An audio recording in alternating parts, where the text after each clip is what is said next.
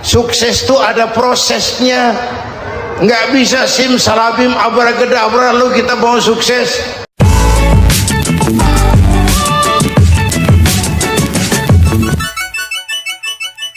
Manusia, dosamu banyak tapi ampunanku lebih banyak.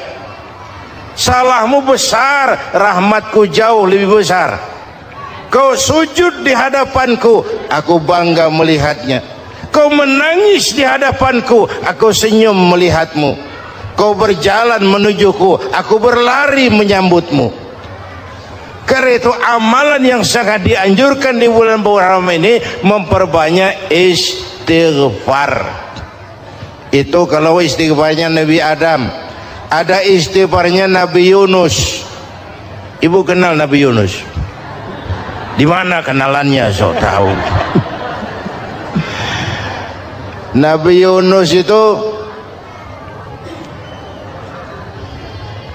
ketika berdakwah kepada kaumnya yang bandel, memberikan peringatan, kalau kalian tidak mau beriman akan turun azab. Kapan Yunus? Akan. Kenapa mesti akan? Sekarang aja kalau mau saya tungguin. Kurang ajar betul ini umat. Akhirnya Nabi Nuh menghindar dengan perhitungan, kalau azab tidak turun saya sudah jauh. Meragukan janji Tuhan. Lalu naik kapal, dinaiki oleh Yunus, kapal mogok. Dicari siapa biang keroknya ini. Diundi, ternyata Yunus. Sampai 3 kali diundi. Dibuanglah Yunus ke dasar laut, ditelan oleh ikan nun atas perintah Allah. Telan itu Yunus, jangan pakai dikunyah, rusak urusan. Telan saja, simpan di perutmu.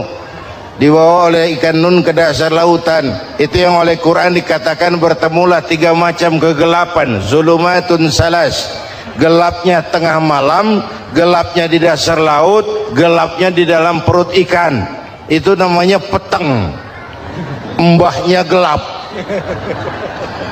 Di perut ikan itulah Nabi Nuh sadar akan kesalahannya, meragukan janji Allah, meragukan janji Allah.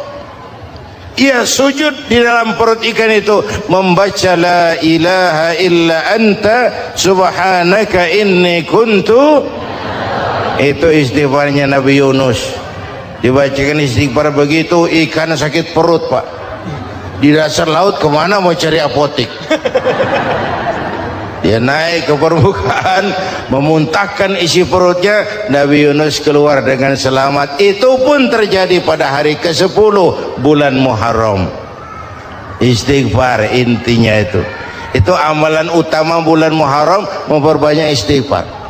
Allah selamatkan Nabi Nuh dari bahtera banjir yang luar biasa 10 Muharram. Allah selamatkan Nabi Ibrahim dari pembakaran Raja Namrus 10 Muharram. Setelah Nabi Ibrahim itu menghancurkan berhala-berhala, Abrahat pulang mau ibadah, lihat Tuhannya berantakan, marah besar. Siapa yang menghancurkan Tuhan-Tuhan kita ini? Ada yang lapor, kami lihat Ibrahim. Tangkap. Belum ada bukti, tangkap dulu yang penting. Bukti belakangan. Tangkap. Wah, dikerahkanlah aparat. Tangkap Nabi Ibrahim. Disidang langsung oleh Abrahat, oleh Namrus maksud saya. Ibrahim, kau yang menghancurkan berhala-berhala kami ini, Tuhan-Tuhan kami. Siapa bilang? Ada yang lapor. Saya dengar enggak semua berhala itu hancur.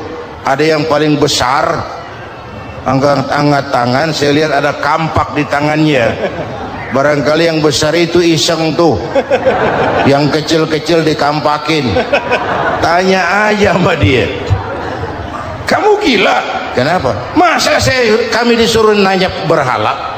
Nggak bisa jawab. Nggak bisa jawab lah, kenapa disembah? Lebih gila mana sih? Tahu nggak bisa jawab kenapa disembah? Kurang ajar kamu Ibrahim. Bakar, dibakar. Ketika Ibrahim dilempar ke kobaran api yang menggunung, Allah perintah api ya naru kuni bardan wa salaman ala Ibrahim, hai api dinginlah sampean. Api Madura waktu itu Pak. Hai api dinginlah sampean, selamatkan Ibrahim. Api tunduk kepada perintah Allah, Ibrahim masuk ke keluaran api, selembar rambut pun tidak terbakar. Kenapa? Apinya tunduk kepada perintah Allah. Kenapa? Karena Ibrahim orang yang takut kepada Allah. Api tunduk kepada perintah Allah. Kalau kita baca ayat itu masuk ke api, mateng. Sudah hadirin yang saya muliakan, oleh karena itu selamatnya Ibrahim dari pembakaran Raja Namrud itu pun pada 10 Muharram, Yaum Asyura, hari ke-10 dari bulan Muharram. Baik. Itu Ibrahim. Hadirin hadirat yang saya cintai, sebagian kecil tentang Nabi Adam, Nabi Ibrahim dan Nabi Yunus, tapi saya belum menceritakan tentang Nabi Nuh tadi itu. Mengulang kaji. Nabi Nuh salah seorang rasul yang masuk ulul azmi 5 besar, karena memang perjuangannya menggambarkan satu usaha yang ulet dan luar biasa. Beliau diberi umur 950 tahun, lalu berdakwah selama 900 tahun, sore, pagi, siang, malam, dapat pengikut tidak lebih 80 orang, rata-rata 10 tahun satu. Kalau saya minta berhenti aja jadi nabi Pak. Ustadz mana masih mau buka pesantren 10 tahun buka pesantren, yang nyantri cuma satu. Pedagang mana yang masih mau dagang 10 tahun dagang, yang beli satu. Pimpinan partai mana yang masih mau kampanye 10 tahun buka partai, yang nyoblos satu. Bangkrut. Umatnya bandel, kurang ajar, durjana, bajingan, tengik.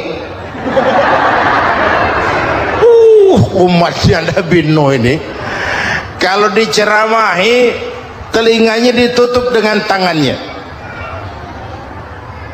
Nabi Nuh akhirnya rekes, Tuhan siang malam saya berdakwah kepada umat ini, tiap kali saya sampaikan dakwahmu mereka tutup telinganya dengan tangannya, alergi dengar ceramah. Apa itu ceramah? Non profit. Saudara-saudara, jadi mau kamu gimana Nuh? Sudah Tuhan, habiskan saja orang kafir. Nanti kalau punya anak, anaknya pun kafir lagi. Lebih baik bapak moyangnya sikat habis. Biasanya kalau bapak kalong, anak kampret. Bapak nyolong, anak nyopet. Fotokopi gimana aslinya? Hampir habiskan saja. Itu mau kamu Nuh? Iya. Oke. Nanti aku turunkan banjir Nuh. Buat kapal.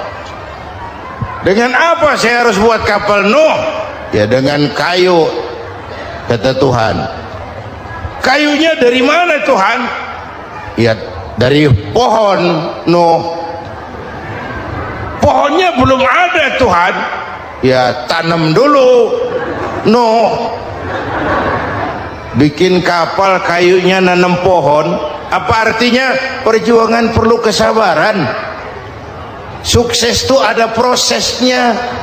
Nggak bisa simsalabim abracadabra lalu kita mau sukses. Semua ada prosesnya. Walaupun kenyataannya begitu. Sukses banyak bapaknya, gagal itu yatim.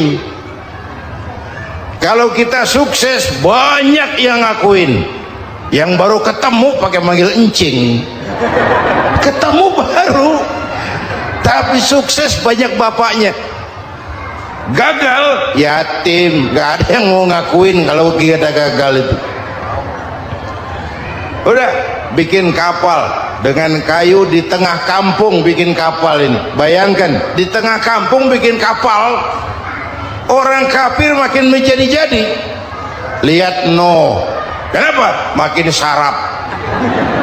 Bikin kapal di tengah kampung, mau belayar kemana? Tuh lihat, kalau orang nggak tahu tujuan, mountain setengah jalan, proses yang dinilai bukan finalnya, ya kayak gitu kesimpulannya. Saya enaknya sendiri. Bikin kapal mendekati selesai, ini orang kafir rame-rame datang ke kapal Nuh. Mau apa? Buang najis. Sakit perut, berangkat ke kapal Nabi Nuh, nongkrong, dapat 2-3 tumpuk, pulang. Penuh lantai kapal dengan najis manusia. Inilah perjuangan. Bukan jalan raya lurus bertabur bunga di kanan kirinya. Banyak ondak dan duri, fitnah, caci maki, antipat, segala macam. Nuh. Ada orang tua dasar kafir, kurang ajar, sudah stroke berangkat juga ke kapal Nuh. Mau buang najis, pincang-pincang digotong orang.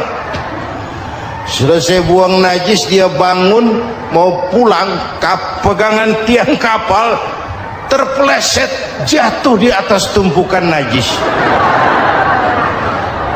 Terjadi keajaiban, yang struknya sembuh, lumpuhnya hilang, berangkat digotong-gotong pulang, jalan gagah sekali. Tapi orang kampungnya heran, ente sudah sembuh? Sudah. Berobat di mana? Kok begitu paten? Di kapal Nuh. Masih banyak.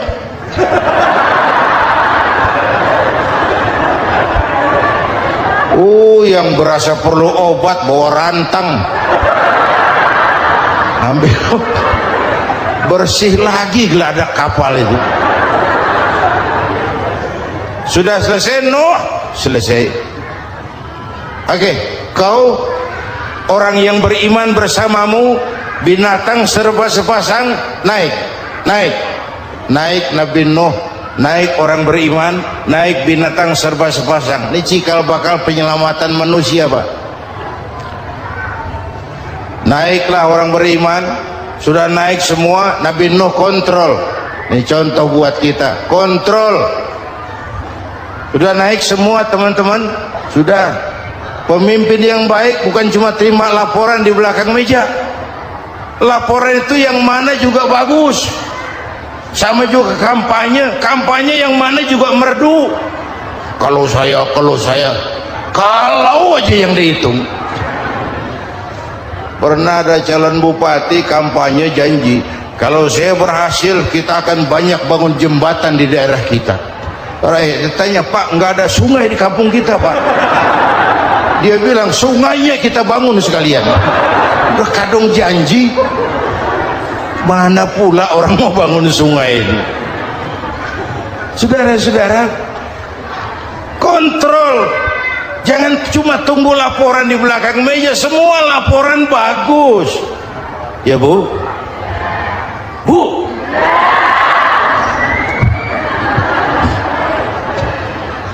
Nabi Nuh kontrol. Sudah naik semua? Sudah Nuh. Pulan bin Pulan naik Nuh. Paimin bin Tukijo naik. Kami lihat naik. Ada orang Jawa juga kayaknya. Ada. Sudah kontrol. Kanan anak saya ikut nggak naik kapal? Kami tidak lihat itu Nuh. Kanan. Ini potret. Bapaknya aktif ke masjid, ibunya rajin ke majelis taklim, anaknya keleleran kemana-mana. Bukan di sini, di Prancis. Udah di sini insya Allah sama.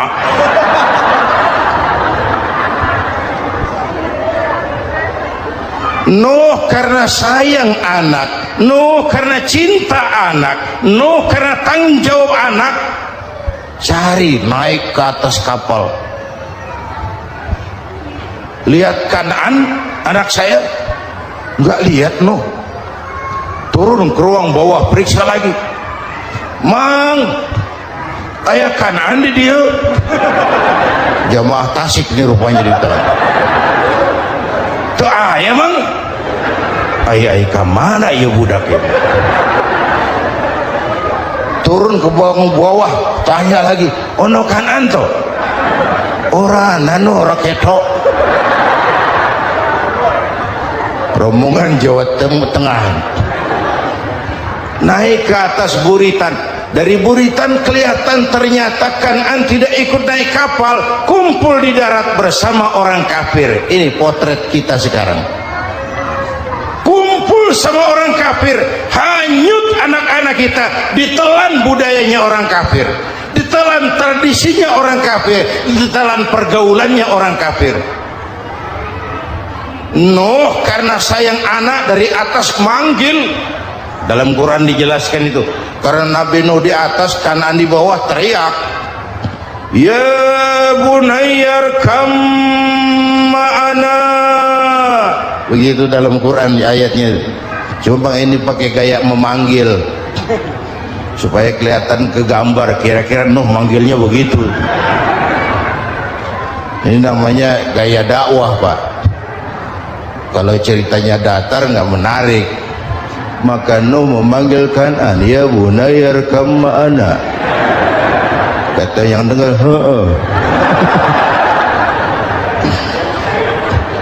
ini gaya orang manggil, ya bunayyarkam ma'ana. Kan'an kesini nak, naik kapal sama papi. Katakan di bawah itu, enggak mau papi, John di sini saja. Kata Nuh, jangan nak, Allah sedang murka, akan turun banjir. Kalau datang banjir papi, sa'awi ila jabalin ya'simuni minal ma', saya akan naik ke gunung tinggi yang bisa menyelamatkan saya dari banjir. Kan'an naik ke gunung, gunung dihantam banjir, Kan'an mati sampai sekarang.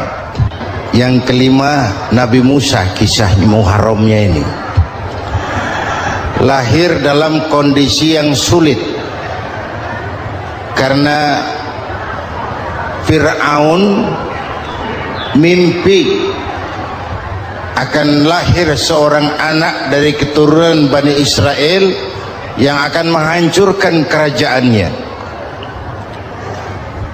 Kata Firaun, sudah lahir belum anaknya? Belum.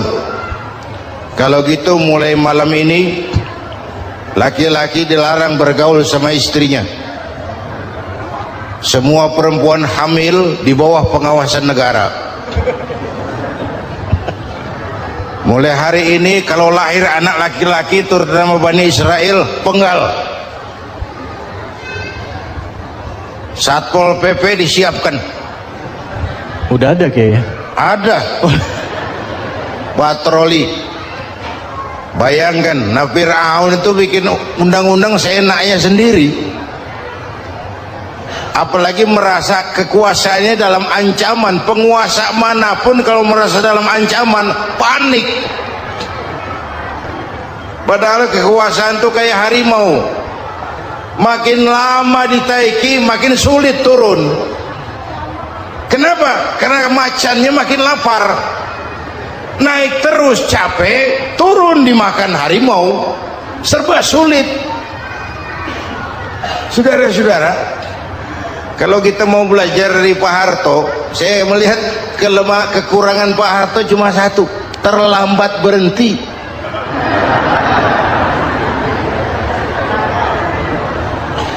Terlambat berhenti. Di sekelilinginya banyak tukang jilat, tukang semir. Pak, kalau tidak ada bapak kami bagaimana, Pak? Saudara hadirin yang saya hormati, maka sering saya ingatkan, temanmu yang sejati adalah teman yang membuat kamu jadi benar, bukan teman yang selalu membenarkan kamu. Berapa banyak pejabat-pejabat hancur karena selalu dibenarkan oleh lingkungannya. Bapak benar Pak, Bapak bijaksana Pak, itu tepat Pak, benar. Buang angin pun kata kelilingnya, oh Bapak sehat.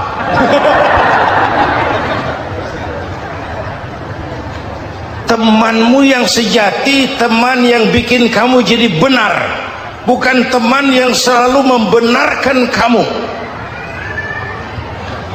Bapak Ibu hadirin yang saya hormati, tapi kehendak Allah terjadi, lahirlah Musa. Bayinya dihanyutkan di sungai Nil, bayi sudah menderita dihanyutkan di sungai Nil, dan akhirnya besar di lingkungan istana Fir'aun. Diriwayat oleh Ratu Aisyah, perempuan Fir'aun, setelah mulai berjuang, terjadilah itu, Musa dan pengikutnya dikejar oleh Fir'aun. Sampai di tepi laut, Allah wahyukan Musa, lempar tongkatmu ke laut. Dalam kondisi darurat, mukjizat tiada jalan. Kondisi darurat. Kalau tidak, mukjizat itu maunya Allah, bukan maunya Nabi. Nabi nggak kuasa, Allah yang mau. Tapi hidup Nabi bukan mukjizat, manusiawi. Tidak mentang-mentang ada mukjizat tongkat, tiap sulit main tongkat, nggak usah berjuang kalau begitu. Itu darurat menyelamatkan umat. Tongkat dilempar ke laut, laut terbelah. Laut terbelah. Itu secara visualnya bisa